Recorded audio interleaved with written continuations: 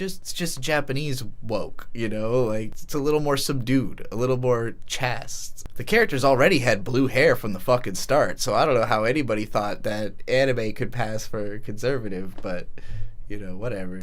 Perfect.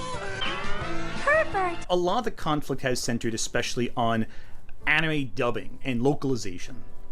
But the argument that Western influence is changing anime to fit our Western local standards. When localizers constantly push their own political propaganda into the pieces of content they're supposed to be working on, yeah, I'm not going to be sitting here sympathizing them when they lose their jobs, and that is exactly what is happening right now because Crunchyroll is going through a ton of... This is the manner of speaking where you're like, as long as I don't stop talking, I'll sound smart, but it sounds like she's flying by the seat of her pants, like trying to talk that fast. Like she's literally talking as fast as she possibly can, but she's like, I gotta do it. This is my bit. I'm like the smart redhead, you know. Layoffs, and recently there was a big AI blunder controversy where we found out that localizers are actively being replaced by ChatGPT. This is, of course, a big misunderstanding of how localization as a process works. Localization often takes words and terms and ideas from another language and alters them to become communicable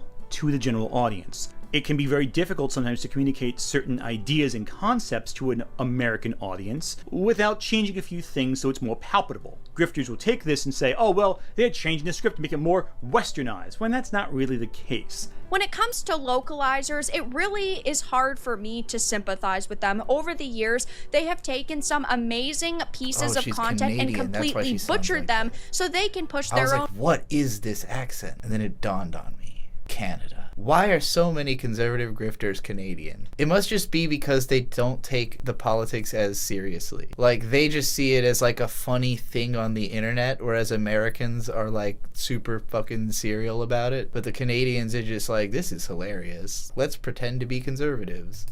Personal political ideology into this content, and then of course they feel high and mighty, they feel like they've got the power, they feel like they're untouchable, and then they do it to several projects, and now it seems that they are getting a little bit of what they deserve. They're making foreign concepts palpable and understandable. That way we can communicate ideas that may not be immediately communicatable in that sense. For example, certain forms of Japanese comedy, certain historical figures, certain puns and wordplay jokes that just don't translate well into English. You gotta change them somehow, and you can't just say the exact same joke as is in Japanese because the humor won't be communicated. Of course, some dub scripts have taken liberties